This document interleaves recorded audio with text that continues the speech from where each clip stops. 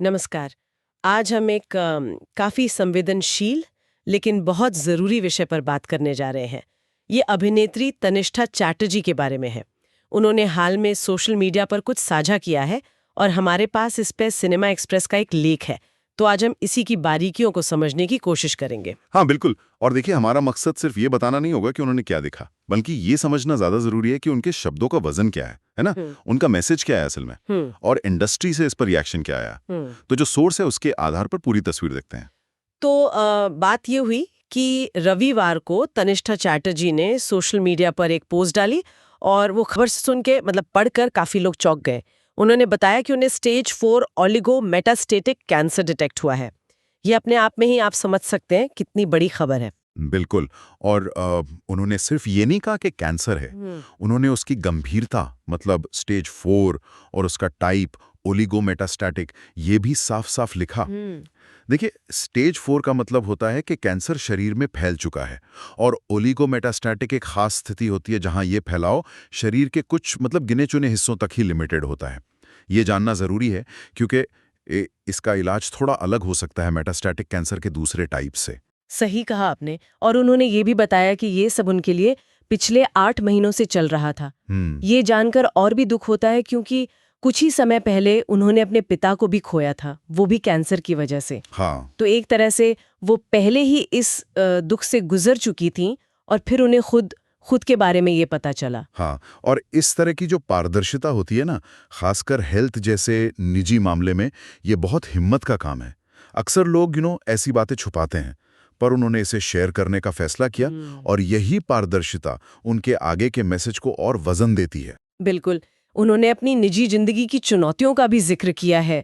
उन्होंने लिखा कि उनकी 70 साल की माँ है और एक 9 साल की बेटी है, और ये दोनों पूरी तरह से उन पर निर्भर हैं। और इस बात को लिखते हुए उन्होंने एक लाइन लिखी, इससे बुरा और क्या हो सकता है।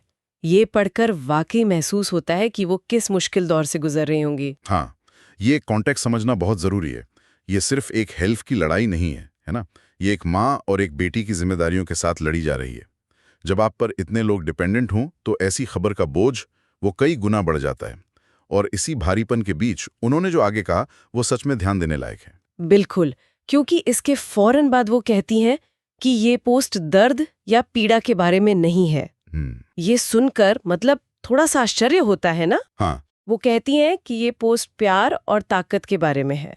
उन्होंने बताया कि कैसे जिंदगी के इन सबसे मुश्किल, सबसे अंधेरे पलों में उन्हें अपने दोस्तों और परिवार से ऐसा प्यार और सपोर्ट मिला जिसकी उन्होंने कल्पना भी नहीं की थी। असाधारण। और यहीं पर देखिए, कहानी एक अलग मोड़ ले लेती है। ये सिर्फ एक बीमारी की घोषणा नहीं रह जाती है। तनिष्ठा का अपनी कहानी को इस तरह से पेश करना, ये एक बहुत पावरफुल स्टेप है। अक्सर ऐसी खबरें या तो सिंपैथी के लिए होती हैं या फिर जागरूकता फैलाने के लिए, लेकिन उन्होंने इसे मानवीय रिश्तों की ताकत और एक पर्सनल संकल्प की मिसाल बनाने पर जोर दिया है। उनका ये कहना कि ये पोस्ट दर्द के बारे में नहीं, प्यार के बारे में है, ये दिखाता है कि वो अपनी नैरेटिव को कंट्रोल कर रही हैं। उन्होंने इस बात पर भी जोर दिया कि एक ऐसी दुनिया में जो आर्टिफिशियल इंटेलिजेंस और रोबोट्स की तरफ भाग रही है, उन्हें असली इंसानों की जोशीली हमदर्दी और सहानुभूति ने बचाया है। बिल्कुल। उन्होंने लिखा कि लोगों के मैसेज, उनकी मौजूदगी, उनकी इंसानियत, यही चीजें हैं जो उनमें दोबारा जान डाल रही हैं। ये बात आज के समय में बहुत बहुत मायने रखती है। क्या खूब कहा। ये एक तरह से टेक्नोलॉजी पर मानवीय जुड़ाव की जीत का बयान है ना?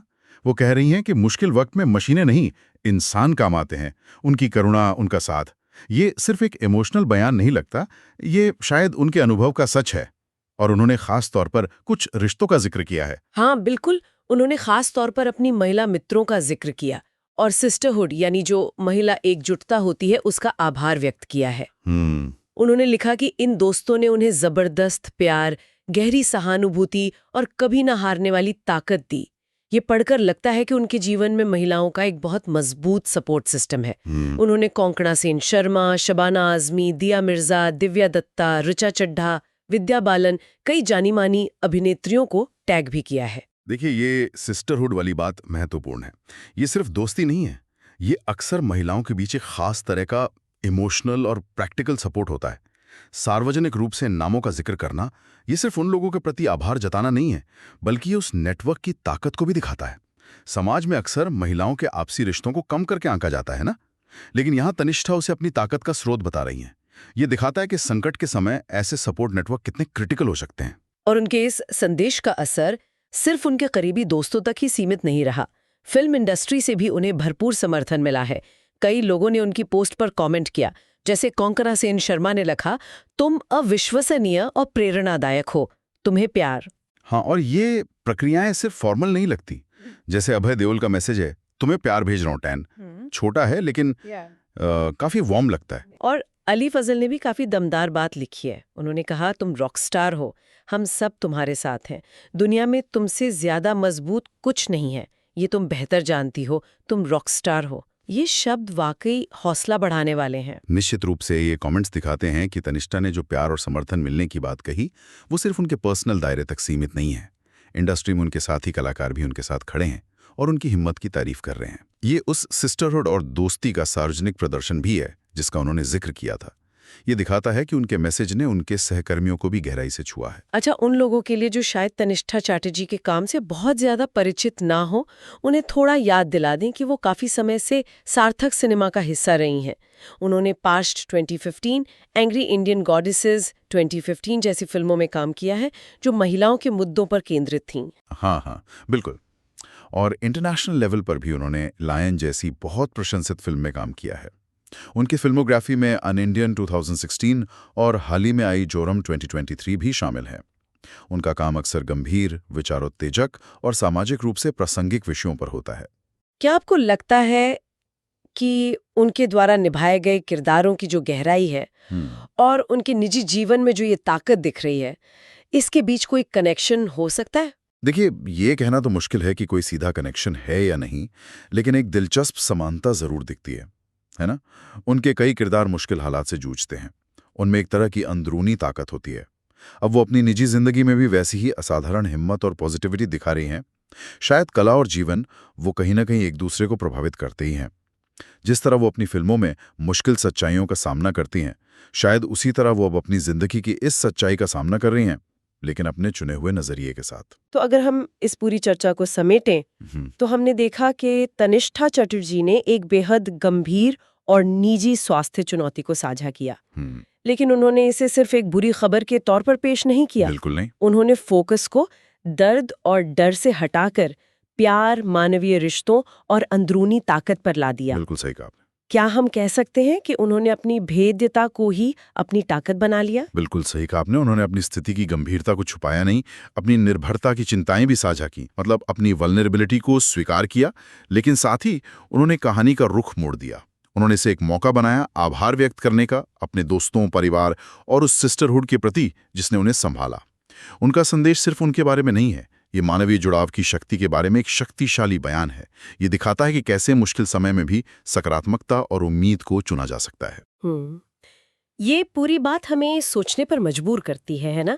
आज की दुनिया में जहां हम अक्सर टेक्नोलॉजी में खोए रहते हैं या अपनी भागदौड़ भरी जिंदगी में अकेले महसूस करते हैं, वहां इंसानी हमदर्दी, आपसी जुड़ाव और एक दूसरे का हाथ थामना कितना जरूरी है। तनिष्ठा की कहानी इसी बात को बहुत खूबसूरती से रेखांकित करती है। हाँ, और ये एक और महत्वपूर्ण सवाल भी खड़ा करता है, जिस पर शायद श्रोताओं को विचार करना चाहिए कि जब कोई पब्लिक फिगर, कोई जाना माना चेहरा अपनी निजी लड़ाइयों और कमजोरियों को इस तरह दुनिया के सामने रखता है, तो इसका समाज पर क्या असर होता है? क्या ये दूसरों को, जो शायद खुद ऐसी ही चुनौतियों से गुजर रहे हों, हिम्मत देता है? क्या इससे उन विषयों पर बात करने का माहौल बनता है जिन पर अक्सर चुप्पी साध ली जाती है? या ये सिर्फ एक और सेलिब्रिटी स्टोरी बनकर रह जाता है? इस पर सोचने से शायद हमें समाज में सहानुभूति और जागरूकता की भूमिका को समझने में थोड़ी और मदद मिले। आज के इस गहन चर्चा के लिए बस इतना ही। अगली बार फिर मिलेंगे एक नए विषय और उसके विभिन्न पहलुओं पर बातचीत के साथ।